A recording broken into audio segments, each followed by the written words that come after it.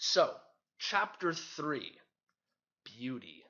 Okay, this is where things really start to pick up steam in this essay because he says that nature doesn't just provide for us objects, but it also provides for us fundamentally our understanding of beauty and what beauty is and how we achieve beauty and all of these things. That this is something that nature gives to us.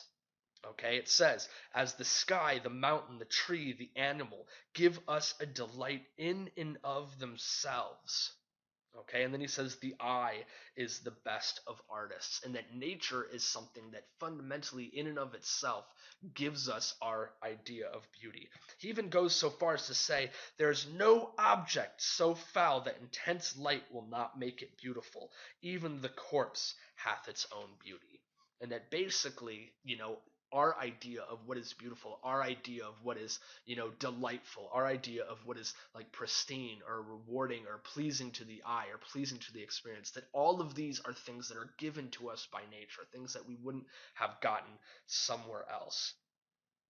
He goes on to complexify this idea even further in really sort of trying to show us just how profound and amazing this particular beauty is. One thing I really, really love, he says, to the attentive eye, each moment of the year has its own beauty, and in the same field it beholds every hour a picture which was never seen before, in which shall never be seen again. Okay, think about that. That literally, like every minute, every hour, every day, every second, all of these things, you look out at the same landscape and it's not the same. That literally, every time you open your eyes, you are seeing something as it has never been seen before, and that fundamentally it will never be seen again. Pretty crazy, right? Like even if you're outside, the clouds are in a little bit of different place. The light, coming through the sky, the sun's in a slightly different place. Things are a little bit different. Maybe one blade of grass has changed. And even if you're inside, that man-made nature, even there, the particles in the air, the aspects of the world, and most importantly, perhaps yourself in your own, mental position as you are viewing this thing that you are witnessing is something that is changing fundamentally. And there's something really beautiful about that. And it goes back to that idea that he talked about earlier in the essay, about how, most people do not see the sun. We see the sun, be like, okay, it's the same sun, but if you try to keep that idea, that childlike innocence, that idea that you're always seeing something new, that every time you look at the sun, you're seeing something profound, that you're seeing it for the first time, that sense of awe and beauty and astonishment can come roaring back. Okay, and along with this kind of recognition, this kind of awakening to the glories of the universe as they are provided, it says, in proportion to the energy of his thought and will, he takes up the world into himself.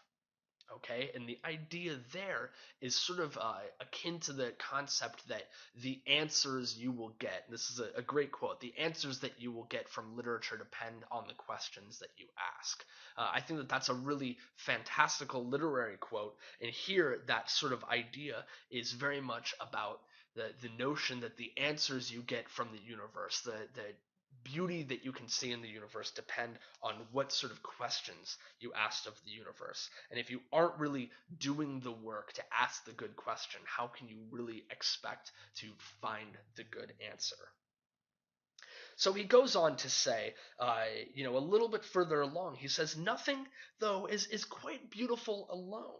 Nothing but is beautiful in the whole. A single object is only so far beautiful as it suggests this universal grace. That if you see things just as isolated objects, nothing can really quite be beautiful in isolation, but nothing can help but be beautiful if you see it as part of the whole. It's like that sort of idea where it's like nothing, if you shine a bright enough light on anything, anything can be beautiful. Even like that gross thing, something disgusting. If you just see it as itself, you're like, ugh, that's gross, But if you see it as part of this greater whole, this part of this fantastical wholeness that we have out here in the world, then it can be something that's truly beautiful. So in this section, he's definitely making the argument that nature, one of its gifts to us as people is via an understanding of what is beautiful, and that via seeing and witnessing nature in all of its wholeness and all of its togetherness, we as human beings sort of achieve our notion of what exactly beauty is and what it can be.